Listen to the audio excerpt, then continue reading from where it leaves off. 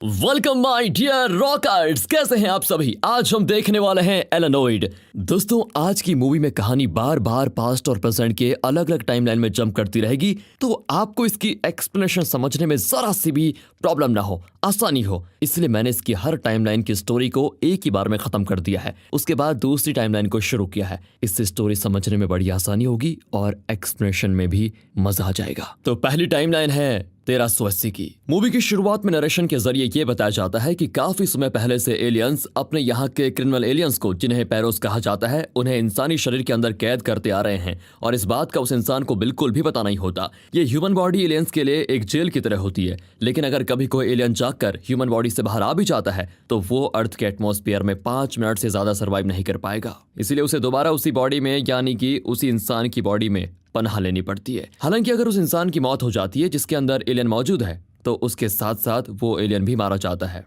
अब पहले सीन में हम कुछ मॉन्क वॉरियर्स को एक लेडी के पास देखते हैं जिसकी बॉडी हवा में झूल रही है। वो इसीलिए क्योंकि उस लेडी के अंदर एक एलियन मौजूद है जो किसी भी समय बाहर आ सकता है। अब एलियन की लेडी के अंदर से निकलते ही वहां पर एक पोर्टल ओपन हो जाता है जिसमें से एक गाड़ी बाहर आती है। इस गाड़ी में से 2 रोबोट्स, जिनका नाम थंडर और गार्ड होता है, वो बाहर निकलते हैं। दरअसल इन पैरोस को पकड़ने की जिम्मेदारी इन्हीं रोबोट्स की होती है, इसीलिए अब गार्ड उस एलियन से फाइट करने लग जाता है, जिसके बाद वो एलियन वापस उस लेडी के शरीर में चला जाता है। लेकिन गार्ड उसे अपनी पावर की मदद से उस लेडी के शरीर से जबरदस्ती बाहर निकाल कर पकड़ लेता है और इस वजह से उस लेडी की हालत बहुत खराब हो जाती है। गार्ड की पावर्स की वजह से लेडी के साथ ऐसा हुआ था तो वो मरने वाली होती है, पर मरने से पहले वो लेडी गार्ड से ये भी कहती है कि तुम प्लीज मेरी छोटी सी बच्ची का ख्याल रखना। लेकिन गार्ड इसकी जिम्मेदारी उठाने से साफ मना कर देता है और फिर लेडी के मरते ही वो थंडर के साथ एक डिवाइन नाइफ की मदद से वापस अपने समय में चला आता है। दरअसल इसी डिवाइन नाइफ की मदद से टाइम ट्रेवल के साथ साथ और भी कई चीजें हो सकती है, जिसका पता हमें आगे लगेगा। टाइमलाइन 2012। अब सीन कट होकर 2012 की टाइमलाइन में आता है, जहां हम देखते हैं कि थंडर और गार्ड इसी टाइमलाइन से पास्ट में गए थे।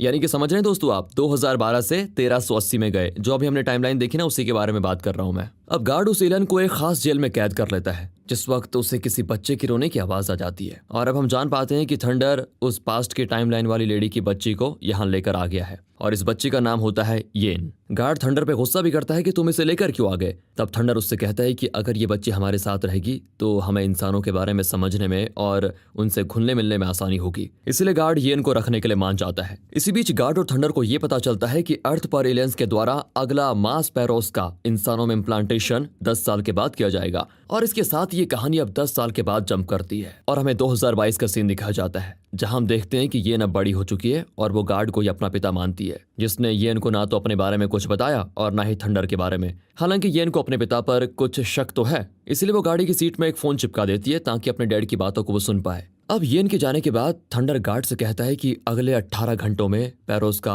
मास इम्प्लांटेशन एक हॉस्पिटल में किया जाएगा, जहां एक साथ 107 इंसानों के अंदर एलियंस को कैद किया जाना है। अब इन सब बातों को सुनकर येन कार के पास आती है और थंडर को बाहर आने के लिए बोलती है, पर वो कोई जवाब नहीं देता। लेकिन जब येन गलती से उनके कैद किए कुछ एलियंस को निकालने जाती है, वैसे ही थंडर वहां पर प्रकट हो जाता है। वो येन को अपने और गार्ड के बारे में फिर सब कुछ बता देता है, साथ ही ये भी बताता है कि एलियन 2 तरह के होते हैं, अच्छे एलियंस और बुरे एलियंस। अब इनमें से जो बुरे एलियंस होते हैं उन्हें इंसानों के शरीर में कैद किया जाता है। फिर दूसरे दिन येन भी देखना चाहती है कि एलियंस इम्प्लांटेशन को आखिर अंजाम कैसे दिया जाता है, इसीलिए वो उस हॉस्पिटल में जाकर सब चीजों का वीडियो बनाने लग जाती है। तभी एक एलियन स्पेसशिप हॉस्पिटल के ऊपर आती है, जिसमें से काला पत्थर हॉस्पिटल के ऊपर गिरा जाता है और देखते देखते वो एक गोल्डन पिलर में चेंज हो जाता है, जिसमें से कई सारे टेंटिकल्स निकलकर इंसानों को पकड़ने लग जाते हैं। यहाँ येन बड़ी मुश्किल से उन टेंटिकल से बचती है और जब इम्प्लांटेशन पूरा हो जाता है तो सभी इंसान एकदम से भूल ही जाते हैं कि वहां अभी क्या हुआ था। और इस दौरान गार्ड ने भी येन को देख लिया था, पर वो उसे कुछ कहता नहीं।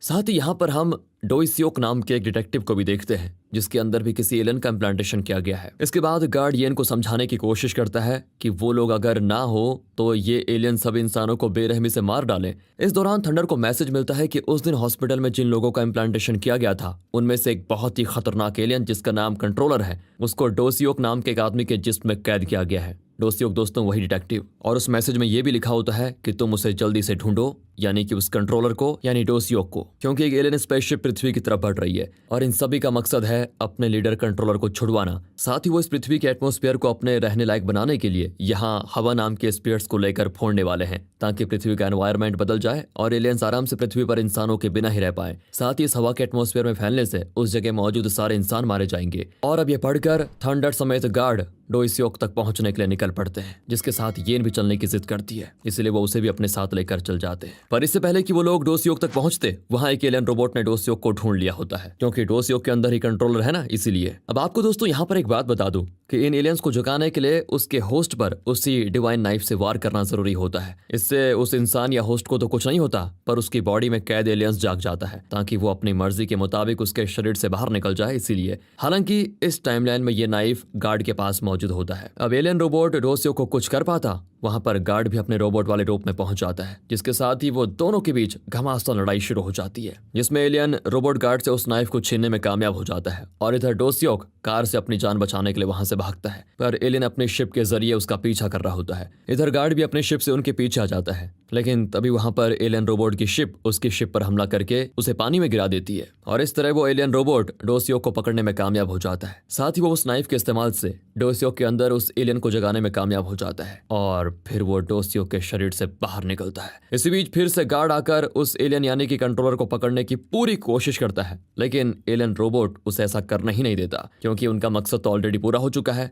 इसलिए वो खुद ब्लास्ट करके गार्ड को मारने की कोशिश करता है। हालांकि इससे गार्ड मरता तो नहीं, लेकिन उसकी हालत काफी खराब हो जाती है और ये देखकर फिर थंडर उसे अपनी शक्तियां देता है, ताकि वो कुछ हद तक तो टिक पाए। इधर कंट्रोलर अपनी शिप के अंदर जाता है तो वहां पर कई सारे हवा के गोले रखे हुए होते हैं और इन्हीं गोलों को ये लोग पृथ्वी के एटमॉस्फेयर में छोड़ने वाले हैं, ताकि वो यहाँ पर आराम से रह पाए। पर गार्ड फिर भी हिम्मत नहीं हारता और शिप के अंदर पहुंचकर कंट्रोलर से लड़ने लग जाता है। साथ ही कंट्रोलर को शिप से बाहर फेंक देता है, लेकिन इसके साथ साथ 2 लाल स्फीयर भी बाहर निकल जाते हैं। अब कंट्रोलर अपने असली रूप में पृथ्वी के एटमॉस्फेयर में ज्यादा देर सर्वाइव नहीं कर सकता, इसलिए वो येन की तरफ उसके शरीर में घुसने के लिए बढ़ जाता है, लेकिन यहाँ थंडर उस पर हमला करना शुरू कर देता है, इसलिए मजबूरन कंट्रोलर को डोसियोक के शरीर में वापस जाना पड़ता है और फिर वो डोसियोक के शरीर में होते हुए उन 2 स्फीयर्स को अपने टेंटिकल्स की मदद से फोड़ देता है, जिससे इंसानों में कैद एलियंस आजाद होने लग जाते हैं और जितनी दूर में वो स्फीयर फूटे थे उस जगह इंसान मरने लग जाते हैं, क्योंकि इन गोलों की वजह से ह्यूमन सर्वाइव नहीं कर पाते, इसीलिए। इसी बीच इससे थंडर और येन बहुत ही मुश्किल से बचते हैं और गार्ड एलियन की हवा स्पीड से वो भरी शिप अपने घर ले आता है, क्योंकि वो जानता है कि एलियन उस शिप को हासिल करने के लिए जरूर उसके पास आएंगे। इसलिए वो थंडर से येन को कहीं दूर ले जाने के लिए कह देता है, क्योंकि वो चाहता है कि येन को कभी कुछ हो ही ना। लेकिन आधे रास्ते में जब येन को पता चलता है कि गार्ड की एनर्जी बहुत ही कम बची हुई है,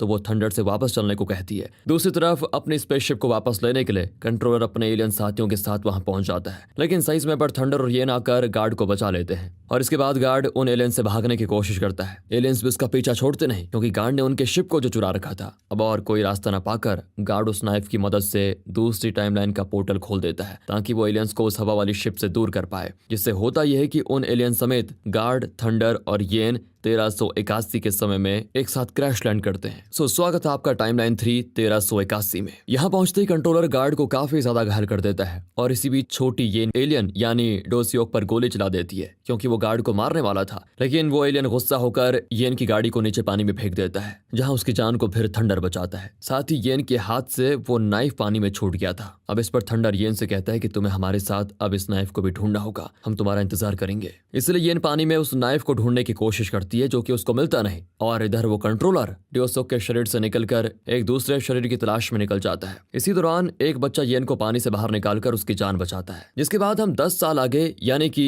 1391 का सीन देखते हैं, जहां मेरुक नाम के एक जादूगर को देखते हैं, जिसके पास 2 कैट्स भी होती है। तभी मेरुक को एक जगह पर एक पोस्टर मिलता है, जिसमें लिखा हुआ था, जो भी इस हीरे से जुड़े हुए नाइफ को मुझ तक लेकर आएगा उसे बहुत बड़ा इनाम मिलेगा। हालांकि इस नाइफ के बारे में पढ़कर मेरुक को कुछ फ्लैशबैक दिखाई देता है, पर इसका मतलब वो समझ नहीं पाता और अब वो उस नाइफ को ढूंढने में लग जाता है, क्योंकि उसे इनाम जो मिलेगा दरअसल ये वही नाइफ थी जो कि इससे पहले गार्ड के पास मौजूद थी। फिलहाल अब मेरुक डॉट गार्ड नाम के एक आदमी से मिलने जेल में पहुंचता है। यहाँ मेरुक जानता है कि डॉट गार्ड को इस नाइफ के बारे में जरूर कुछ न कुछ तो पता होगा, इसलिए वो डॉट गार्ड को जेल की चाबी देने के बदले इस नाइफ के बारे में पूछता है, जो कि उसे बता ही देता है कि करीब 10 साल पहले ये नाइफ एक मछुआरे के हाथ लगा था, जिसने फिर इसको एक अमीर आदमी को बेच दिया। उस अमीर आदमी का पता डॉट गार्ड मेरुक को दे देता है। साथ ही वो मेरुक से ये भी बताता है कि ये नाइफ असल में जादुई नाइफ है। और इसके बाद मेरुक उस अमीर आदमी से मिलने के लिए पहुंच जाता है, जहां उसके पहुंचने से पहले ही एक दूसरा आदमी उस नाइफ को उससे लेने के लिए पहुंच गया था। और ये अनजान आदमी असल में कोई आदमी नहीं, ये एलियन होता है, जो कि इस नाइफ को हासिल करके सिर्फ अपने समय में वापस लौटना चाहता है। इसीलिए वो उस अमीर आदमी को उसी नाइफ से मार देता है, लेकिन वो आदमी मरते मरते नाइफ को भी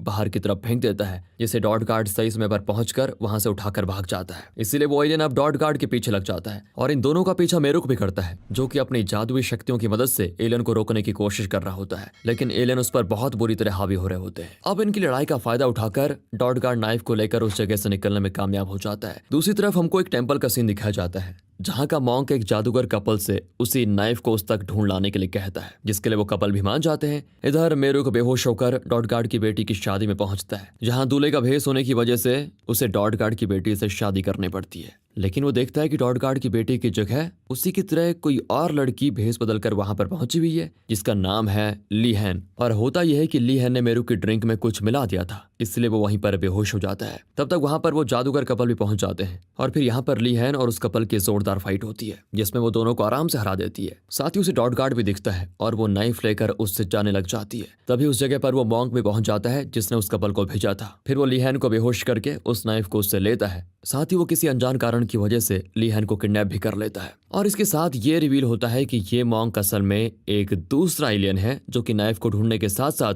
अपने लीडर कंट्रोलर को भी ढूंढ रहा है, क्योंकि डोसियो को गोली लगने की वजह से कंट्रोलर ने उसकी बॉडी को छोड़ दिया था उस समय। इसीलिए अब एलियन खाने में जहर मिलाकर जादूगर कपल समेत लीहन को जान से मारने की कोशिश करता है, क्योंकि अब इनकी उसे कोई जरूरत है नहीं और ये खाना वो लोग खा भी लेते हैं। तभी वहां पर भेष बदलकर मेरुक भी पहुंच जाता है, जो कि कैसे भी करके उस नाइफ को चुराने में कामयाब हो जाता है। लेकिन वो देखता है कि जादूगर कपल इस खाने को खाने के बाद अपना शरीर बिल्कुल भी नहीं हिला पा रहे हैं, इसलिए वो किसी तरह एंटीडोट खाने की कोशिश कर रहे होते हैं। तभी मेरुक को याद आता है कि यही खाना लीहन के लिए भी ले जाया गया होगा, इसलिए वो एक एंटीडोट ले जाकर उसे भी खिला देता है। पर तब तक वहां पर वो मॉन्क एलियन पहुंचकर मेरुक को अपने टेंटिकल से घायल कर देता है और उन दोनों को यानी मेरुक और लीहन को ताबूत में बंद करके अलग अलग फेंकवा देता है, जिसमें से वो मेरुक को तो पानी में फेंकवा देता है, लेकिन फिर भी वो अपनी जादुई शक्तियों की मदद से उसमें से निकलने में कामयाब होता है। इधर लीहन भी कैसे भी करके ताबूत से बाहर निकलकर अपने गन से सभी सिपाहियों को शूट करने लग जाती है। उसके हाथ में भविष्य की गन देखकर ये सभी समझ पाते हैं कि लीहन असल में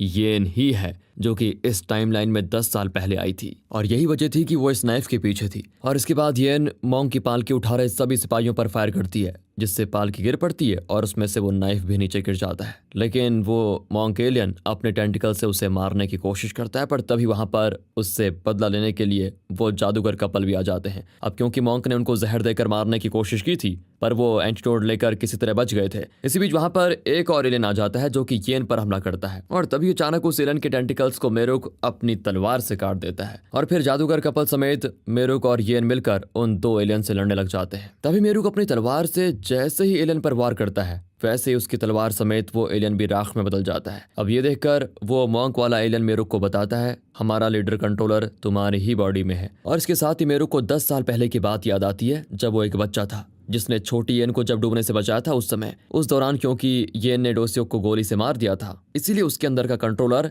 किसी बॉडी की तलाश में इधर उधर भटक रहा था और अगर वो 5 मिनट से ज्यादा बाहर रहता तो वो मर जाता। इसलिए वो छोटे मेरुक को देखकर उसी के शरीर में घुस गया। तब से आज तक वो उसी की बॉडी में कैद है और इस रिवील के साथ ही मेरुक वहीं पर बेहोश हो जाता है। पर येन उस दूसरे एलियन को मारने में कैसे भी करके कामयाब हो जाती है। और अब क्योंकि ये कहानी अभी अधूरी है, इसलिए इसका दूसरा पार्ट हम आप तक जल्द लेकर आएंगे दोस्तों। आगे इसके एंड क्रेडिट में हमको दिखाया जाता है कि प्रेजेंट की टाइमलाइन में हवा के स्फीयर चारों तरफ फैलने की एलियंस तैयारी कर रहे हैं और इसी सीन के साथ ये मूवी यहाँ पर खत्म होती है। बाकी अगर आपको स्टोरी अच्छी लगी हो, एक्सप्लेनेशन अच्छा लगा हो तो लाइक कीजिए, चैनल को सब्सक्राइब। मिलते हैं अगली वीडियो में, ध्यान रखिएगा अपना and finally thanks for watching.